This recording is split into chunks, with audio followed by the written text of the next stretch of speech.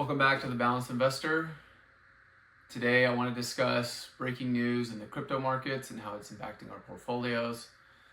You know me, Steven, I do a 60-40 trading portfolio. 60% is just broad market index funds that you DCA into, and then 40% is actively traded into precious metals, crypto, and tech stocks. I keep it small and concentrated in those categories to get market alpha. I'm a commodities trader by day. I'm a father of three, and this is what I do. So let's get right into the crypto news.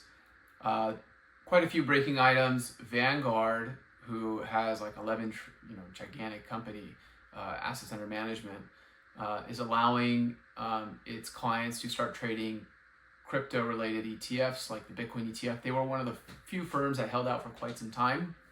Now they're allowing that, and so you have to think, well, there's a lot of investment funds in those category or assets under management with them and their clients, and so it's going to open up a lot of new funds to flow into the IBIT, FBTC, in those funds. Now, the next piece of breaking news was Bank of America came out and said that they're going to allow their wealth advisors to push 1 to 4% Bitcoin allocation to its customers via the ETF products. And so what this kind of shows is a theme of, BlackRock, who has the largest Bitcoin ETF being IBIT, really pushing to the other institutions to open the doors and allow their ETF product to be pitched to their customers. This is a big deal because you got to think BlackRock's really kind of the biggest asset under management institution on the street, so they carry a lot of leverage. And actually, Larry Fink has been coming out and telling the public that his IBIT ETF is a huge moneymaker for them. So you have to think they want more funds flowing in. They want the notional value of Bitcoin to go up so they can get more assets under management in that ETF and make more revenue, make more fees from it. And so this is kind of bullish narrative, considering we're at the end of the 4-year cycle. We're seeing a lot of bearishness from the technicals and from the historical indicators of what's happened in the past. So we're in a weird spot, right? We got a big jump showing the price action now on screen. Big jump in price. You're seeing us go from like 85K to like 92K, really in one single trading day. That's pretty significant.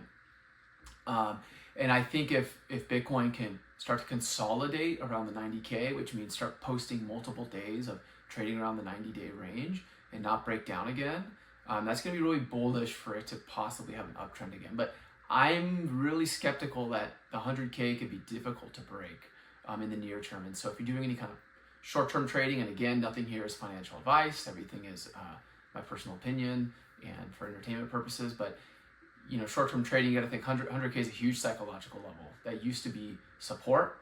It was difficult for us to break down below it, but once we did, that's the new resistance, and it's a huge psychological number in crypto. And so it would make a lot of sense to take profits before 100K. But if you're a believer, then let it ride. But you guys know my story from what I've been discussing in the last few videos is that I really unwound most of my position, and if I'm going to trade it right now, it's going to be very short-term, because I'm still bearish. So I showed a couple charts on the screens, discussed the breaking news. That's what I'm seeing for crypto right now. I'll probably come out with a video on metals and tech stocks, and then the 60% approach I do. But that's it for today. All right, you guys have a good one. See ya.